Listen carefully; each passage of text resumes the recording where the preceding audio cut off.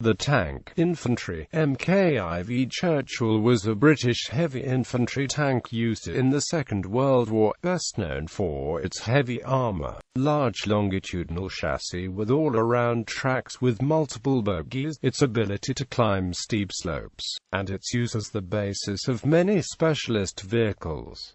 It was one of the heaviest Allied tanks of the war. The origins of the design lay in the expectation that war in Europe might be fought under similar conditions to those of the First World War, and emphasized the ability to cross difficult ground. The Churchill was rushed into production to build up British defences against a possible German invasion. The first vehicles had flaws that had to be overcome before the Churchill was accepted for wide use. After several Marks had been built, a better armoured version, the Mark VII, entered service. The Churchill was used by British and Commonwealth forces in North Africa, Italy and northwest Europe. In addition, a few hundred were supplied to the USSR and used on the Eastern Front. Name. There is some ambiguity regarding whom the tank is named after. It may have been named after Winston Churchill, who was Prime Minister of the United Kingdom and Minister of Defence at the time, and had been involved with the development of the tank as a weapon during the First World War. Alternatively, and fitting in with other British tank names, it may have been named after John Churchill, 1st Duke of Marlborough, an ancestor of Winston Churchill and the leader of the British Army in the War of the Spanish Succession. History. Initially specified before the outbreak of the Second World War, the A-20 was to be the replacement for the Matilda II and Valentine infantry tanks,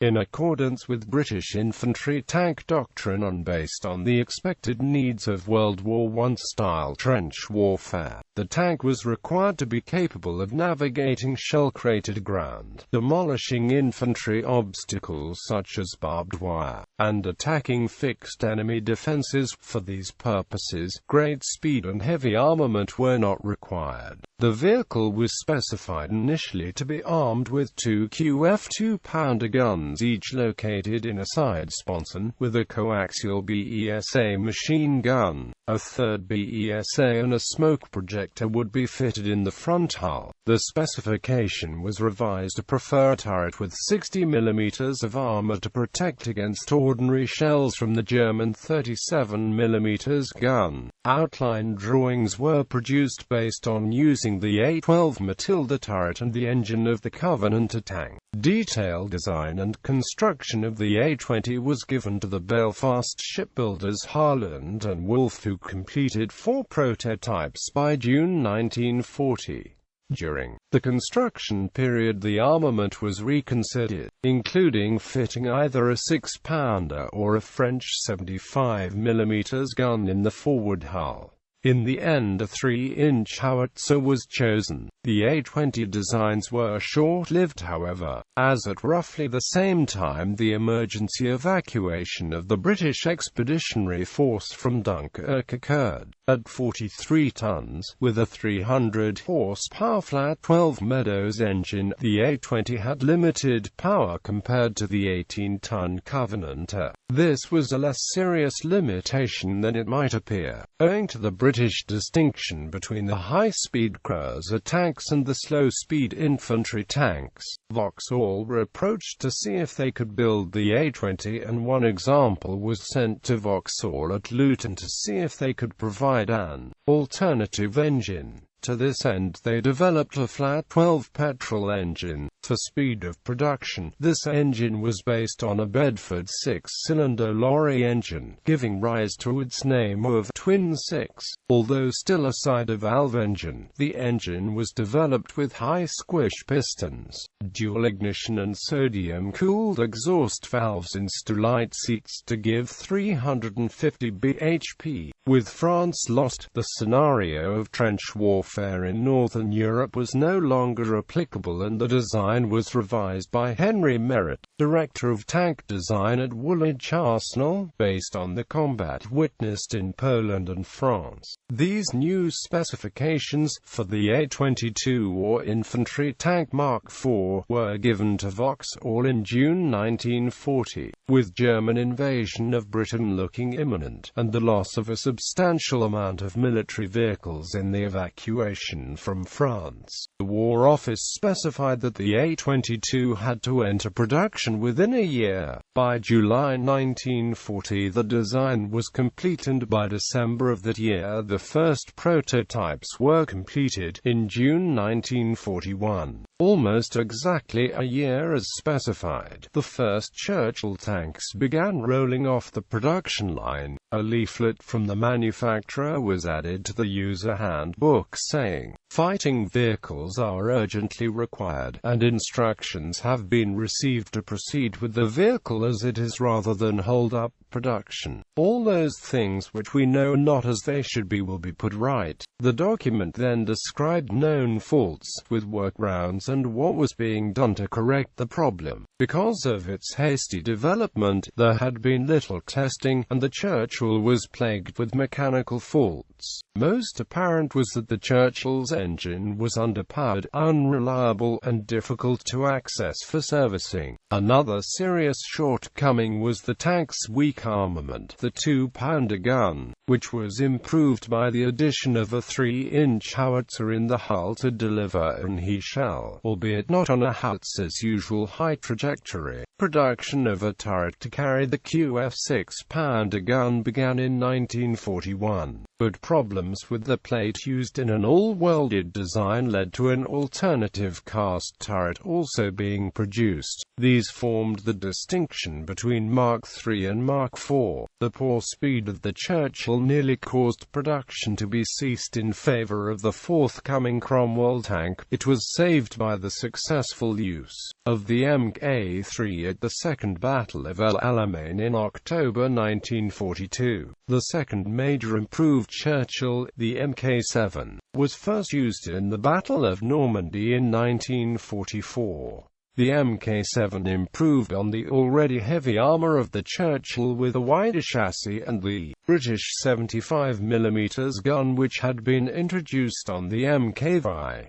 It was primarily this variant, the A22F, which served through the remainder of war. It was redesignated A42 in 1945. The Churchill was notable for its versatility and was utilized in numerous specialist roles. Design. The hull was made up of simple flat plates which were bolted together in earlier models and were welded in later models. The hull was split into 4 compartments: the driver's position at the front, then the fighting compartment including the turret, the engine compartment, and the gearbox compartment. The suspension was fitted under the 2 large panniers on either side of the hull, the track running over the top. There were 11 bogies either side, each carrying 2 10-inch wheels. Only 9 of the bogies were taking the vehicle weight normally, the front coming into play when the vehicle nosed into the ground or against an obstacle, the rear acting in part as a track tensioner. Due to the number of wheels,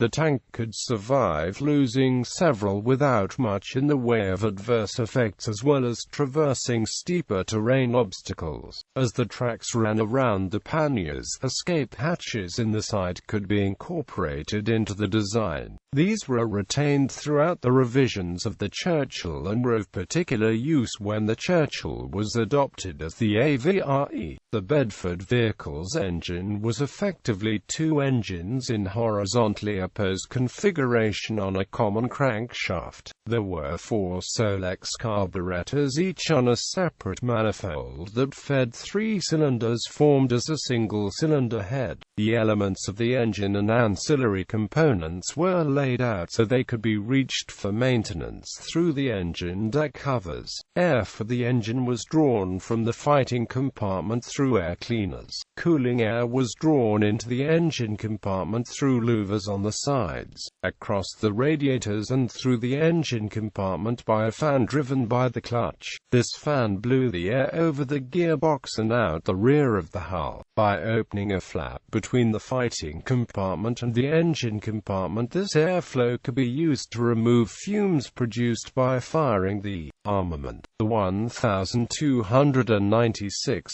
cu in-capacity engine was rated at 350 bhp at 2,000 revolutions per minute, delivering 960 pounds-ft torque over an engine's speed range from 800 to 1,600 revolutions per minute. The gearbox featured a regenerative steering system that was controlled by a tiller bar instead of the more commonplace brake levers, or as with the German Tiger I heavy tank, a steering wheel. The tiller was connected with servo assistance hydraulically to the steering brakes. The Churchill was also the first tank to utilize the Merritt-Brown gearbox, which allowed the tank to be steered by changing the relative speeds of the two tracks. This effect became more pronounced with each lower gear, ultimately allowing the tank to perform a neutral turn when no gear was engaged, where it could fully pivot within its own length. There were final reduction gears, of the planetary type, in the driving wheels. The first turrets were of cast construction and were rounded in shape, providing sufficient space to accommodate the relatively small 2-pounder gun. To fulfill its role as an infantry support vehicle, the first models were equipped with a 3-inch howitzer in the hull in a layout very similar to the French Char B. This enabled the tank to deliver a useful high-explosive capability while retaining the anti-tank capabilities of the 2-pounder. However, like other multi-gun tanks, it was limited by poor fire arc. The entire tank had to be turned to change the aim of the hull gun. The Mk2 dispensed with the howitzer and replaced it with a bow machine gun, and on the Mk3, the 2-pounder was replaced with the 6-pounder, significantly increasing the tank's anti-tank capabilities. The tank underwent field modification in North Africa, with several Churchills being fitted with the 75mm gun of destroyed M4 Shermans. These NA-75 variants were used in Italy. The use of the 75mm increased the effectiveness of the tank, as it was a generally superior weapon to the 6-pounder, possessing similar anti-tank capabilities, while also being considerably more effective when used in infantry support roles. Churchills made use of the Vickers tank periscope Mk. IV. In the Mark VII, the driver had two periscopes as well as a vision port in the hull front that could be opened. The hull gunner had a single periscope as well as the sighting telescope on the BESA machine gun mounting. In the turret, the gunner and loader each had single periscope, and the commander had two fitted in his hatch cupola. The armour on the Churchill, often considered its most important feature, was originally specified to a minimum of 16mm and a maximum of 102mm. This was increased with the Mk7 to a range from 25mm to 152mm.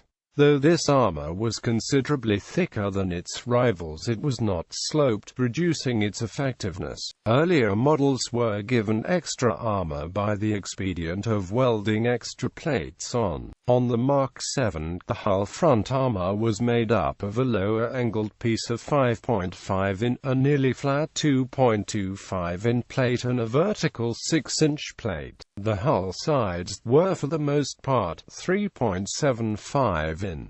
The rear was 2 in and the hull top 0.525 in. The turret of the Mark VII was 6 in to the front and 3.75 in for the other sides. The turret roof was 0.79 thick. Plate was specified as IT80, the cast sections as IT90. The A22F, also known as Heavy Churchill, was a major revision of the design. The most significant part was the use of welding instead of riveted construction. Welding had been considered earlier for the Churchill, but until its future was assured, this was no more than testing techniques and hulls at the firing ranges. what welding reduced in the overall weight. The thicker armor of the A-22F made up for. Welding also required fewer man-hours in construction. The hull doors changed from square to round, which reduced stresses. A new turret went with the new hull. The sides, which included a flared base to protect the turret ring, were a single casting, while the roof, which did not need to be so thick, was a plate fitted to the top. Since the engines on the Churchill were never upgraded, the tank became increasingly slower as additional armor and armament was equipped and weight increased. While the Mki weighed 39,120 kilograms and the Mk3 weighed 39,630 kilograms, the Mk7 weighed 40,640 kilograms. This caused a reduction in maximum speed of the tank from its original 26 km per hour down to 20.5 km per hour. The engines also suffered from many mechanical problems. Another problem was the tank's relatively small turret that prevented the use of powerful weapons. Definitive versions of the tank were armed with either the QF 6-pounder or the derivative QF 75mm gun. The 6PDR was effective against armored vehicles but less so against other targets. The 75mm a better all-round weapon but lacking in effectiveness against armor. Although the Churchills with the 6-pounders could outgun many contemporary German medium tanks, and the thick armor of all Churchill models could usually withstand several hits from any German anti-tank gun. In the later years of the war, the German Panther tank had 75mm high-velocity cannon as its main armament, along with increased protection, against which the Churchill's own guns often lacked sufficient armor penetration to fight back effectively. The Churchill had many variations, including many specialized modifications. The most significant change to the Churchill was that it was upgunned from 2-pounder to 6-pounder and then 75mm guns over the course of the war. By the war's end, the late-model Churchill Mk7 had exceptional amounts of armor, considerably more than the German Tiger tank. However, the firepower weakness was never fully addressed. The Mark 7 turret that was designed for the 75mm gun was of composite construction, cast with top and bottom plates welded into position. While it had weaknesses, the Churchill could cross terrain obstacles that most other tanks of its era could not. This capacity frequently proved useful, especially during the fighting in Normandy. One action in Normandy where the tank's ability to surmount obstacles was found to be of value was the capture of Hill 309 on the 30th and the 31st of July, 1944, conducted by 8th Corps. Production. The Churchill tank was produced exclusively by Vauxhall. Service history. Jep raid. The Churchill first saw combat on the 19th of August 1942 in the Jep raid in France. The Jep raid was planned to temporarily take control of the French port of Jep using a strong force of about 6,000 troops, mostly drawn from inexperienced Canadian units. The operation, codenamed Rutter, would test the feasibility of opposed landings. Nearly 60 Churchill tanks from the Calgary Regiment were allocated to support the infantry and commandos. They would be put ashore by landing craft. Some problems were anticipated and allowed for waterproofing of the hulls, canvas carpets to aid the tanks crossing the shingle beach, engineer teams to demolish obstacles, and a few of the tanks were fitted with flamethrowers. In the event, the German defenses were strong and several tanks in each of the 4 waves were lost on it before reaching the beach. Only 14 got off the shore and past the sea wall. Although the tanks were effective in engaging the defenders in the town's buildings,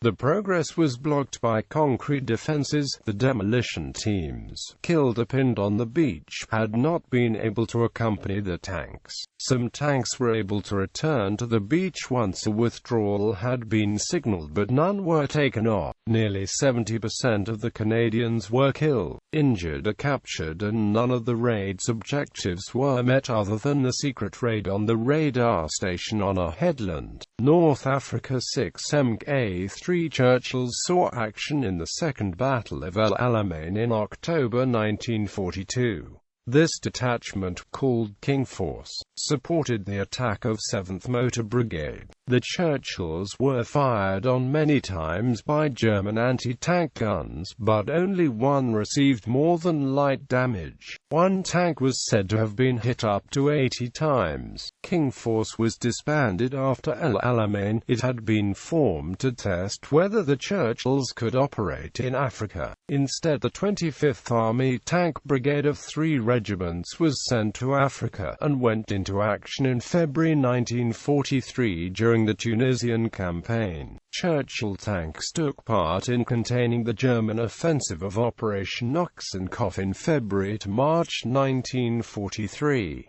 At a place called Steamroller Farm, 2 Churchill Mk3 tanks of 51 RTR got ahead of the squadron. They came across an entire German transport column which they ambushed and completely shot up before they rejoined. The end result was the destruction of 2 88mm, 2 75mm and 2 50mm, 4 lesser anti-tank guns, 25 wheeled vehicles, 2 3-inch mortars, 2 Panzer III tanks, and infliction of nearly 200 casualties. A Churchill tank in a hull-down defensive position made a particular contribution to Allied success. In one encounter on the 21st of April 1943, during the start of the Battle of Longstop Hill, a Churchill tank of the 48th Royal Tank Regiment got the better of a German Tiger I heavy tank. A 6-pounder shot from the Churchill lodged between the Tiger's turret and turret ring, jamming the turret and injuring the Tiger crew. A crew abandoned the Tiger, which was subsequently captured by the British. Known as Tiger 131, this Tiger was the first captured by the Western Allies and was particularly useful for intelligence. Tiger 131 has since been restored to full working condition and is now on display at the Tank Museum in the United Kingdom. Italy as the mainstay of the tank brigades, which operated in support of the infantry. Churchill units were in operation more often than other tank units. The NA-75 conversions of Churchill Mark III to carry the US 75mm gun were used in Italy. As the Churchill proved to be a better gun platform than the Sherman, the effective range of the 75mm was increased.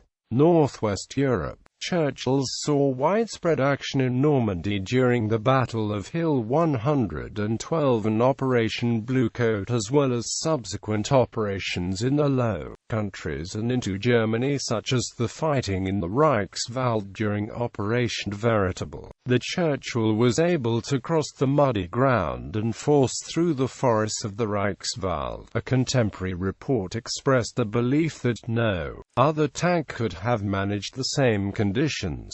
Other theatres. In mid-1944, at the request of Britain's War Office, the Churchill was tested by the Australian Army, along with the M4 Sherman. The results were to be used to determine any modifications required for use in the tropics. Matildas were used as a reference point in the tests at Madang, New Guinea. The Churchill was found to be overall superior to the other tanks for jungle warfare. It was not used in the Pacific War. Only 46 of the 510 Churchills ordered by Australia were delivered by the end of the war. The remainder of the order was cancelled. Korean War and after. In late 1950, a Churchill Crocodile Squadron was sent to Korea. In action against the Chinese, they mostly fought as gun tanks, for example in the Third Battle of Seoul. To restore 1st Battalion, Royal Northumberland Fusiliers' position during the defense of Seoul, Brigadier Thomas Brodie of the 29th Infantry Brigade sent 4 Churchill tanks as reinforcement, and their contributions to the battle was widely praised by British and American historians. These were the last use of the Churchill in action by the British. The tank remained in the service of the British Army until 1952, with one abridged layer remaining in service well into the 1970s.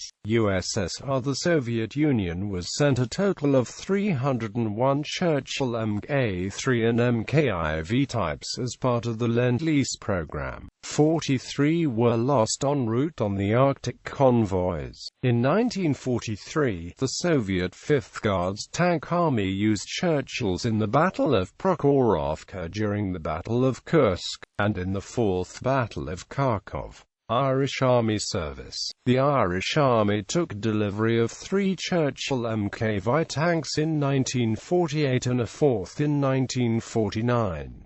They were rented from the British War Office as trials vehicles until 1954, when they were purchased outright. This purchase was despite the fact that the Supply and Transport Corps workshops, who maintained them, had reported that spares had all but run out. Experiments were carried out involving replacing the existing Bedford engine with a Rolls-Royce Merlin engine salvaged from an Irish Air Corps Seafire aircraft. The experiment was not a success, although the reasons are not recorded. By 1967 only one Churchill remained serviceable, and by 1969 all were retired.